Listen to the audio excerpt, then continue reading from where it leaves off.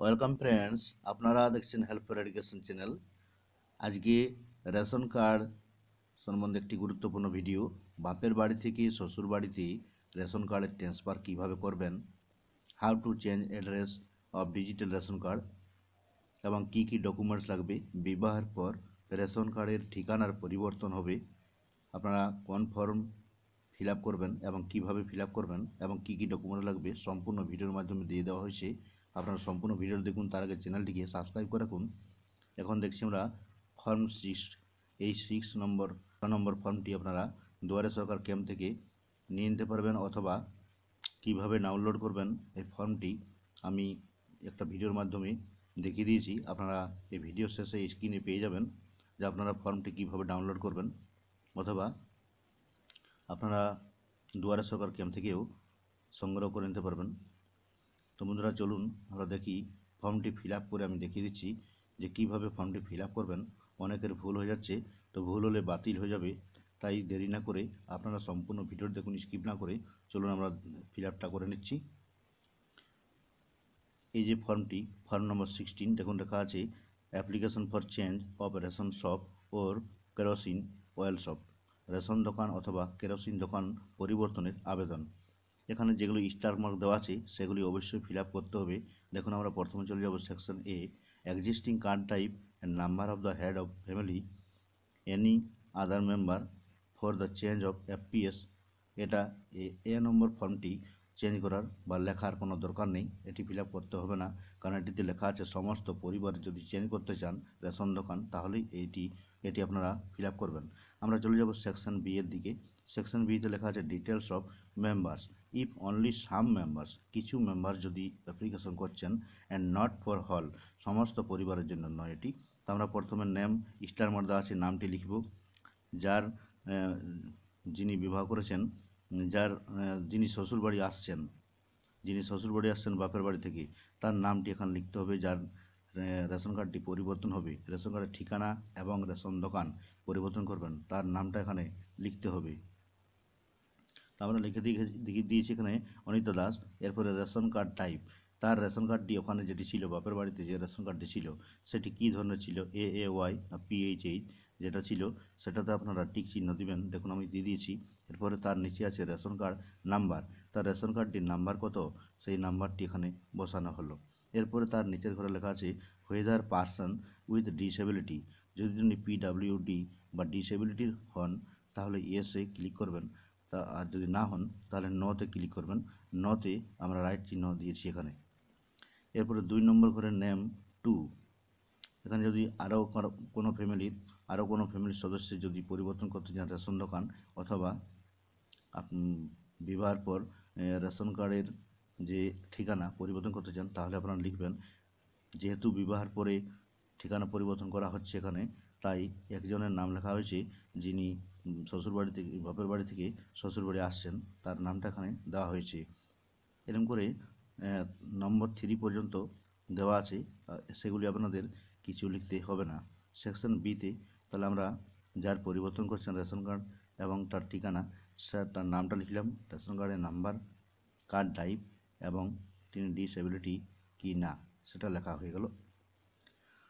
তো বন্ধুরা, খুব সহজেই আপনারা এইভাবে ফিল আপ করে নিতে পারবেন, কোনো ভুল হবে না। স্কিপ না করে সম্পূর্ণ ভিডিওটি দেখার চেষ্টা করুন। এরপর আমরা চলে যাব সেকশন সি, নিচের দিকে দেখুন।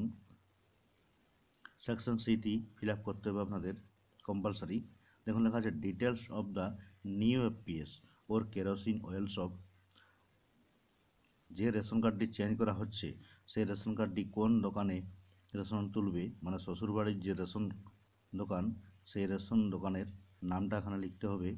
Name of the new FPS, মানে নতুন যে এফপিএস সেই এফপিএসের নামটা লিখতে হবে, এবং এফপিএস কোডটি পাবেন আপনারা যার হাজব্যান্ড, সেই হাজব্যান্ডের যে রেশন কার্ড, সেই রেশন কার্ডের উপরে দেখবেন লেখা আছে এফপিএস কোডটা এবং এফপিএস নাম দেওয়া থাকবে, সেখানে আপনারা লিখে নিতে পারবেন, অথবা ওয়েবসাইট থেকে আপনারা জেনে নিতে পারবেন, অথবা রেশন দোকান থেকেও আপনারা সেটি সংগ্রহ করে নিতে পারবেন।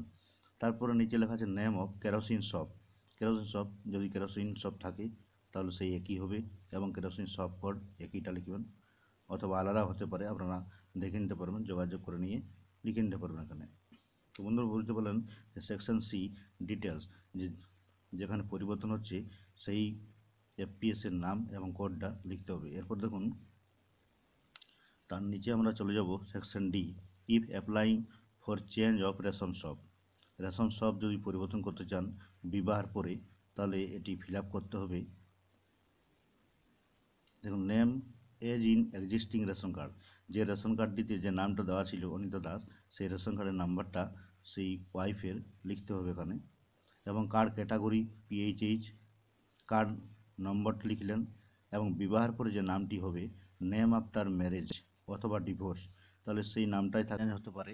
এরপরে কার্ড ক্যাটাগরি ও হাজব্যান্ডের কার্ডটা লিখে দেবেন এবং কার্ড নাম্বারটা, হাজব্যান্ডের যে কী কার্ড পিএইচএইচ না অন্য কিছু সেটা লিখে দেবেন, এবং হাজব্যান্ডের কার্ডের নাম্বারটা এখানে বসাবেন। এরপর আমরা পরের পেজে চলে যাব। দেখুন এরপর আমরা পরের পেজে চলে আসলাম সেকশন ইতে। সেকশন ইটি আপনার ফিল আপ করতে হবে contact details of the family. পরিবারের কন্ট্যাক্ট ডিটেলসটা এখানে লিখতে হবে। বাপের বাড়ি থেকে শ্বশুর বাড়ি যেখানে আসছেন সেখানকার যে ফোন নাম্বার, যে ফ্যামিলিতে তিনি প্রবেশ করছেন সেই ফ্যামিলির ফোন নাম্বারটা এখানে প্রাইমারি মোবাইল নাম্বার এখানে লিখতে হবে, এবং সেকেন্ডারি মোবাইল নাম্বার যদি থাকে তাহলে লিখবেন, এবং হোয়াটসঅ্যাপ নাম্বার যদি থাকে তাহলে দিতে পারেন, ইমেল আইডি থাকলে দিতে পারেন। এবং ইমেল আইডি পরে নিচের ঘরটা দেখুন, if you do not want us to send email and other important message, যদি ইম্পর্টেন্ট মেসেজ আপনি না নিতে চান তাহলে এখানে রাইট চিহ্ন দিবেন ডান দিকের পাশে ছোট ঘরে, আর যদি মেসেজ আপনার এটি রাইট চিহ্ন দিলে মেসেজ আসবে না, তাই এখানে কিছু লেখার দরকার নেই। সেকশন এফ দেখুন, Aadhaar details of all existing DRC holders of the family. যে বাড়িতে তিনি আসছেন শ্বশুরবাড়ির সমস্ত সদস্যদের এখানে আধার নাম্বারগুলি বসাতে হবে। আপনি যতজন চেষ্টা করবেন, যতজন সদস্যের সবারই চেষ্টা করবেন রেশন কার্ডের নাম্বার, আধার নাম্বার এখানে বসাবেন। তো প্রথমে আমরা হেড অফ দ্য ফ্যামিলি চলে যাব। নেম অফ মেম্বার, প্রথমে 1 নম্বর মেম্বার আছে হেড অফ ফ্যামিলি, প্রথমে পরিবারের প্রধানের নামটা এখানে দিলেন, তার যে ডিজিটাল রেশন কার্ডের নাম্বারটি, তারপরে কার্ড ক্যাটাগরি, তারপরে আধার নাম্বার আছে, এরপর লেখা আছে হুইদার পার্সন উইথ ডিসেবিলিটি, যদি তিনি হ্যান্ডিক্যাপ না হন তাহলে নতে ক্লিক করবেন, হ্যাঁ থাকলে ইয়েসে ক্লিক করবেন, ইয়েসে রাইট চিহ্ন দেবেন। এরপর আমরা চলে যাব নেম অফ মেম্বার 2, আপনার বাড়ির যতজন সদস্য 3 জন 4 জন যতজন আছে সবার এখানে নাম এবং রেশন কার্ডের নাম্বার, আধার নাম্বার, কার্ড টাইপ সমস্ত এখানে বসিয়ে দিবেন। যদি একটি পেজে না হয় তো পরের অন্য একটি পেজ জেরক্স করে পেছনে আপনারা লিখে চিঠিয়ে দিতে পারবেন, এখানে সেঁটে দিতে পারবেন। এরপর আমরা স্ট্যাপলার করে জমা দিতে পারবেন। এরপর আমরা চলে যাব সেকশন সি, অ্যাড্রেস ডিটেলস। শ্বশুর বাড়ির অ্যাড্রেস ডিটেলসটা এখানে লিখতে হবে। বাপের বাড়ি থেকে যিনি আসছেন, যেখানে প্রবেশ করছেন সেই শ্বশুর বাড়ির ডিটেলসটা এখানে লিখতে হবে। যেখানে আপনার রেশন কার্ডটি পরিবর্তন করা হচ্ছে, যে জায়গাটাতে বা যে রেশন দোকানে, সেই এলাকার অ্যাড্রেসটা, ডিস্ট্রিক্ট, সাব ডিভিশন, ব্লক, গ্রাম panchayat, village, post office, pincode, police station সমস্ত এখানে বসানোর পরে তার নিচের ঘরে দেখুন একটি ছোট্ট ফাঁকা ঘর আছে, এখানে রাইট চিহ্ন দিবেন, আই এগ্রি বলে লেখা আছে, I agree that all inputs given above are true to the best of my knowledge, এটি লিখতে হবে, এখানে রাইট চিহ্ন দিবেন।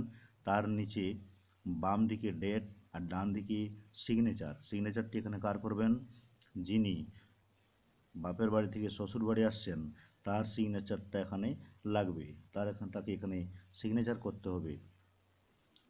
যার নামে রেশন কার্ডটি পরিবর্তন করা হচ্ছে, যার অ্যাড্রেস পরিবর্তন করা হচ্ছে, তার এখানে সিগনেচার লাগবে। তো বন্ধুরা সম্পূর্ণ ভিডিও দেখুন স্কিপ না করে, এবং চ্যানেলটিকে সাবস্ক্রাইব করুন, আর ভিডিওটিকে অবশ্যই লাইক করবেন ভালো লাগলে। এরপর আমরা নিচে দিকে চলে যাব চেক লিস্ট অফ ডকুমেন্টস।